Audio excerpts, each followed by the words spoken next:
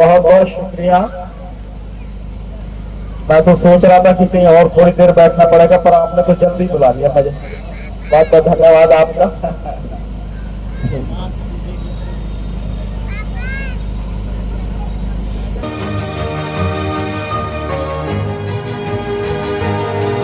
और मैं इसलिए कह रहा हूं, बुरा मत मानना, मानो भी तो भी कोई बात नहीं, हम समझे नहीं।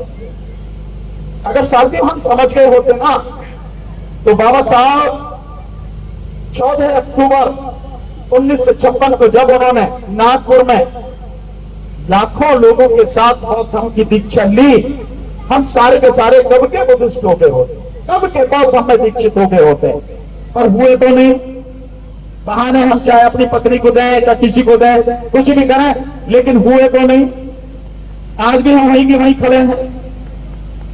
आज भी इस देश में मात्र आधा %, देश की आबादी 140 करोड़, इस 140 में आधा %, यानी कि मात्र 70 लाख लोग ही बुद्धिस्ट हैं। 70 लाख, और बाबा साहब के समय में ही उसी दिन 10 लाख लोग बुद्धिस्ट हो गए। तो हमारी प्रगति कितनी है, इसको आप समझ सकते हो। इस चीज को जानने की और समझने की जरूरत है साथियों। बाबा साहब को समझने की जरूरत है कि उन्होंने किस तरह से लड़ाई लड़ी, किसी को गाली नहीं दी, किसी को थप्पड़ नहीं मारा, कोई लाठी बल्लम नहीं चलाया, लेकिन अपनी कलम से 3500 साल की गंदगी साफ करके चले गए। इस चीज को समझने की जरूरत है साथियों।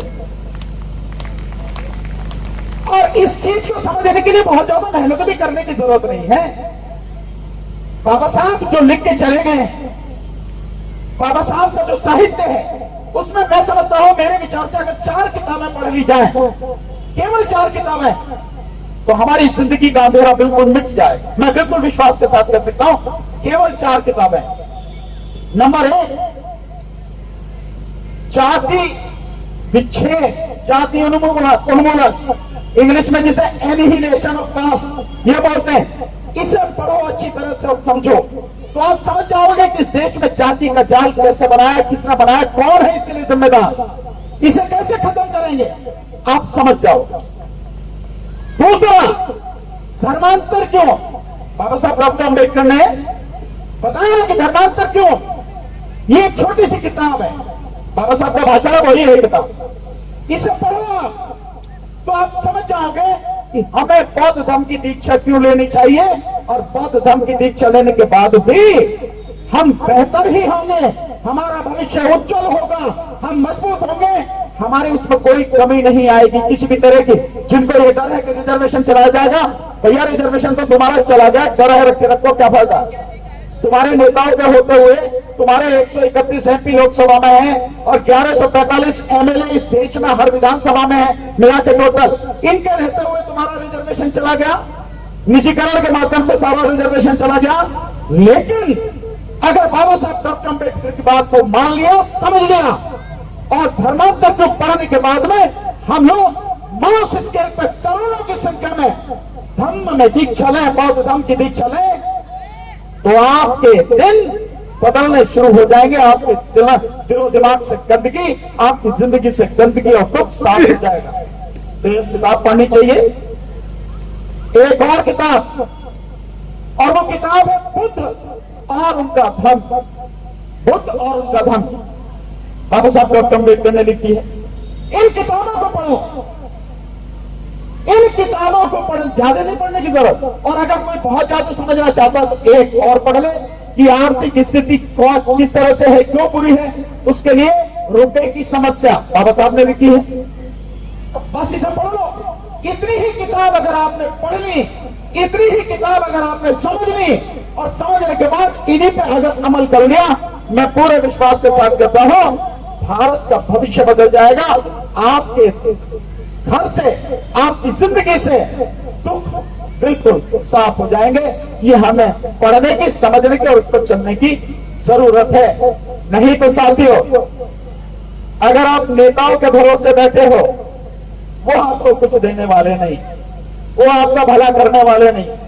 नेता ने हमेशा आपका भला किया, और ये तो नेता कहना भी इनको बेकार है, इनको तो राजनीतिबाज कहना चाहिए, जैसे कबूतरबाज, इसी तरह से राजनीतिबाज। नेता नहीं है ये। नेता होते तो तुम्हें सही रास्ते पर ले जाते, नेता होते तो तुम्हारे लिए संघर्ष करते, नेता होते तो तुम्हारे लिए लड़ते, तुम्हारे हक और अधिकार उनको सुरक्षित रखते।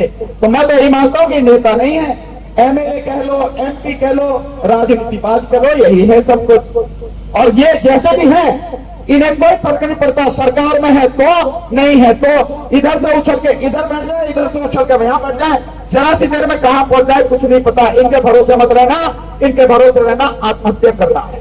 मैं तो इतना ही समझता हूं, अपने भरोसे चलो। बुद्ध ने कहा है ना, अस्तदीपो भव, अपने भरोसे चलो। और अपने भरोसे चलने के लिए आपको पढ़ना पड़ेगा। बाबा साहब डॉक्टर अम्बेडकर ने कहा ना, जिसको सम्मान से जीना है उसे लड़ना होगा, और जिसे लड़ना है उसे पढ़ना होगा। और पढ़ना साथियों, मैंने जो बताया और इसके अलावा जो हमें पढ़ाया वो जननायक माननीय साहब काशीराम जी ने, जैसे उन्होंने बताया, जैसे उन्होंने समझाया, जैसे हमें कैडर दिए और कैडर देकर हमें लड़ने के काबिल बनाया, उसी कैडर के माध्यम से हमें पढ़ना पड़ेगा, उसी कैडर व्यवस्था को हमें चालू करना पड़ेगा, लगाना पड़ेगा, लगातार कैडर देने पड़ेंगे, तब जाके वो सुधर पाएगा, तब जाके आप लड़ने के काबिल बन पाओगे। जिनसे आपकी लड़ाई है वो कोई साधारण लोग नहीं है। ये सही बात है कि एक नंबर के बेईमान, ये सही बात है एक नंबर के भ्रष्ट हैं, एक नंबर के झूठे हैं, एक नंबर के षड्यंत्रकारी। लेकिन ये भी बात सही है कि बहुत से काम बुद्धि से करते हैं, तो उस लेवल की बुद्धि हमारे अंदर है, ऐसा नहीं है कि नहीं है हमारे अंदर। हमने तक कर दिए, हमारे बाबा के मुकाबले आज तक कोई पढ़ा लिखा बुद्धि वाला उनमें हुआ नहीं और आगे भी होगा नहीं, मैं इसकी भी गारंटी दे सकता हूं। तो बुद्धि है हमने, बस उसका इस्तेमाल करने की जरूरत है साथी। और अगर हमने उसको इस्तेमाल कर लिया, तरीके से काम कर लिया, तो हम लड़ भी पाएंगे, जीत भी पाएंगे। तो हमें उस लेवल पर तैयारी करनी है। हमारी तैयारी नहीं है कुछ भी, और बिना तैयारी के हम सारे काम करते हैं, नतीजा रात के 3 पर। इससे बदलो। और मैं आपसे केवल एक ही निवेदन कहना आया हूं, मेरी बात मानो ना मानो ये तो देखो आपके ऊपर है, पर मैं आप हो तो आपसे कह दे रहा हूं। और मैं ये मानता हूं कि जितने लोग इस समय यहां बैठे हैं, जितनी माताएं, बहनें, बच्चियां, जितने बुजुर्ग, नौजवान साथी, जितने आप बैठे हो, अगर इसके आधे नहीं चौथाई लोग भी मेरी बात को समझ गए और समझ के बाबा साहब के बताए रास्ते पर चलना शुरू कर दिया, बदलाव आपको दिखने लगेगा साथी, लगातार आपको बदलाव दिखेगा। तो मैं तो आपसे सिर्फ इतना ही कहूंगा साथियों, हम कम से कम अगले 5 साल के लिए, कम से कम अगले 5 साल के लिए इस तरह के फंक्शन बंद कर। मेरी बात से सहमत नहीं भी हो सकते, बुरी भी लग सकती, और मैं ये कहूंगा हमें ऐसे फंक्शन बंद कर देने चाहिए, ऐसे नाच गाने बंद कर देने चाहिए। दुश्मन बहुत शातिर है, कितना शातिर है आप इसका अंदाजा लगा लीजिए। एक उदाहरण से समझाता हूं, 2024 के चुनाव में देश की जनता ने मोदी के विरोध में जबरदस्त तरीके से वोट दिया। तभी जो 400 के राज गाता था वो 240 पर टिक गया, और 240 में भी बेईमानी से, क्योंकि लगभग 5.25 करोड़ वोटों की बेईमानी की गई। उसकी वजह से 89 सीटें 79 सीटें मोदी ज्यादा जीत के आया। अगर वो बेईमानी नहीं होती, लगभग 5.25 करोड़ वोट की, तो मोदी 160 पे टिक गया होता और अपने आप देश छोड़कर भाग गया होता। लेकिन बेईमानी से 240 आई, और उसके बाद जो बेईमान नेता है, चाहे उसमें नीतीश कुमार का नाम लो, चाहे नायडू का नाम लो जो अपने स्वार्थ के लिए है, चाहे जिसका भी नाम ले लो, ये सारे के सारे अपने स्वार्थ के लिए है, जनता की इन्हें कोई परवाह नहीं है, उसके साथ लगे हुए और उसकी सरकार चल रही। अब इसके बाद देखिए, हरियाणा में चुनाव हुआ, 14 लाख वोटें बढ़ाई, 14 लाख वोटें बढ़ा के 20 सीटें ज्यादा जीत के हरियाणा में सरकार बढ़ा ली। बाकी विपक्षी पार्टियों ने क्या किया? कांग्रेस वाले गए इलेक्शन कमीशन के पास, भैया ये हमारी दिक्कत है सुन ले। अबे जो गर्दन काट रहा है, जो इस बेईमानी शामिल है, तुम उसी के पास गए हो कि गर्दन बचा लो, तुम्हारी गर्दन बचा लो भाई, वो तो गुलामी कर रहा मोदी की। और जब तक है बैठा हुआ मोदी की गुलामी करेगा। किससे मांग रहे हो तुम जनता के बीच में क्यों नहीं जाते? और उसके बाद में महाराष्ट्र का चुनाव हुआ, सबका सुपड़ा साफ कर दिया, आपने देखा था। उसके बाद में उसके हौसले बहुत बुलंद है मोदी के, बहुत ज्यादा। और अब उसकी निगाह है बिहार के चुनाव पर। मेरा अपना विश्वास है, मेरा अपना आकलन है, केवल विश्वास नहीं आकलन, कि बिहार के चुनाव में इस बार नीतीश कुमार के साथ मिलकर नीतीश कुमार की राजनीति हमेशा के लिए समाप्त करेगा और अपने दम पर बिहार में बीजेपी सरकार बनाएगी। और उसके बाद उसकी निगाह केवल एक है, वो है उत्तर प्रदेश। और उत्तर प्रदेश का चुनाव 2027 का अगर वो जीत गया, कोई उसे रोक नहीं पाएगा। और उस चुनाव को जीतने के लिए जो भी कुछ हो सकता है वो सब किया जाएगा। पर हम लोग अगर उत्तर प्रदेश के चुनाव में उसे रोक पाए तो फिर बीजेपी खड़ी नहीं हो पाएगी। मेरा विश्वास है, मेरा आकलन है। और मैं यही कहूंगा आप सबसे कि हमें उसकी तैयारी करनी चाहिए कि हमें इसके बढ़ते हुए काफिले को हर सूरत में उत्तर प्रदेश में रोकना है, इसको घुटनों पर लाना है। वो लड़ाई हमें लड़नी, और वो लड़ाई जब तक ट्रेंड नहीं होगे, जब तक आप कैडराइज नहीं होगे, जब तक मान्यवर साहब का चिराम द्वारा दिए गए कैडर के अनुसार आप पूरी तरह से मजबूत नहीं बनेंगे, आप न लड़ाई लड़ पाएंगे, जीतना तो भूल नहीं जाओ। हम लोगों ने ये काम शुरू कर दिया है साथियों, और हम लगातार ये काम कर रहे हैं। हमने एक व्यवस्था की है कि हर महीने जो सेकंड सैटरडे और संडे होता है, यानी दूसरा शनिवार और दूसरा इतवार, इस पर हम 100 लोगों को लगातार कैडर दे रहे हैं। आप में से बहुत से साथी होंगे जो मंच पे भी बैठे हैं और जो सामने भी बैठे हैं। मानव साहब का कैसे मानव साहब काशीराम जी का कैडर लिया होगा, मुझे ये सौभाग्य नहीं मिला, मैंने नहीं लिया, पर जो बीएसपी में कैडर होता था वो मैंने जरूर समझा। और उसके आगे बहुत सी चीजें हमने की हैं। तो मैं चाहूंगा, अगर आप लोग चाहते हैं कि ये हालात बने, आप लोग चाहते हैं कि हालात अच्छे हों और इस देश में जो गंदगी फैली है वो साफ हो, तो अपने आप को कैडराइज करो। हम अब दिल्ली का जो पहला कैडर कर रहे हैं वो 14 और 15 जून को 14 और 15 जून को हम लोग वो कर रहे हैं। जो भी साथी उसमें कैडर लेना चाहते हैं, कम से कम 15 दिन पहले अपना सारा बायोडाटा सब कुछ हमें भेजें, और उसके बाद हम जितने भी साथी सेलेक्ट करके वो हम कैडर करेंगे, तभी हम लोग लड़ने के काबिल होंगे और लड़ पाएंगे। समय बहुत हो गया, मैं जानता हूं पीछे भी साथी बैठे हैं, उन्हें भी बोलना है, आप लोगों को उन्हें भी सुनना है, उसके बाद घर भी जाना है।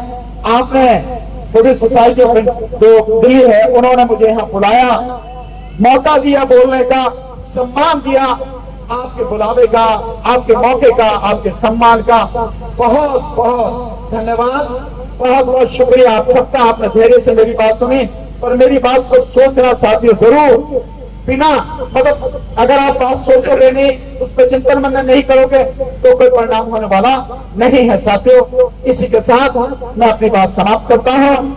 आप सबसे भी और आप सबसे मैं विदा भी लेना चाहूंगा, क्योंकि मुझे और बहुत काम करने हैं साथियों। इसीलिए आप सबको मेरा बाबा साहब के जन्मदिन की और राष्ट्रपिता ज्योतिबा फुले जी के जन्मदिन की एक बार बहुत बहुत बधाई। आप सभी को नमो बुद्धाय, जय भीम, जोहार, आदाब, सत श्री अकाल, नमस्कार। हमारे चैनल लाइक, शेयर, सब्सक्राइब देखना मत भूलिएगा। जय भीम, जय भारत, जय संविधान, नमो बुद्धाय। धन्यवाद। चैनल आर्थिक समस्या से गुजर रहा है।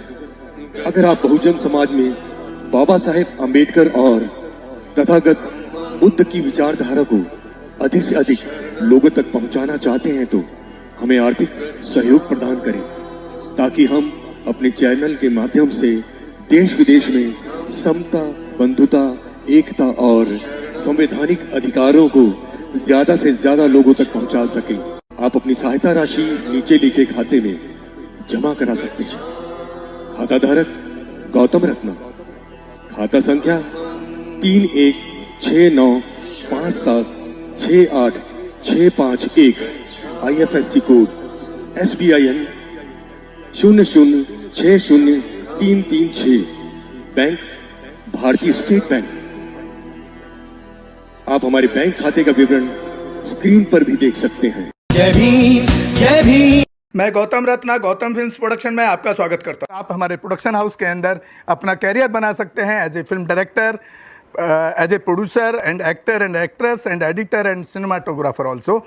अगर आपको फिल्म से रिलेटेड कुछ भी प्रोजेक्ट आपको बनवाना है तो हमारे पास में पूरा सेटअप है, जिसमें फिल्म कैमरा है, शूटिंग लाइट्स है और एडिटिंग है। सारा A to Z एक ही जगह पर आपको हमारे यहाँ पर मिल जाएगा। तो दोस्तों, आप हमें कांटेक्ट कर सकते हैं हमारे नंबर्स पर 9810085714।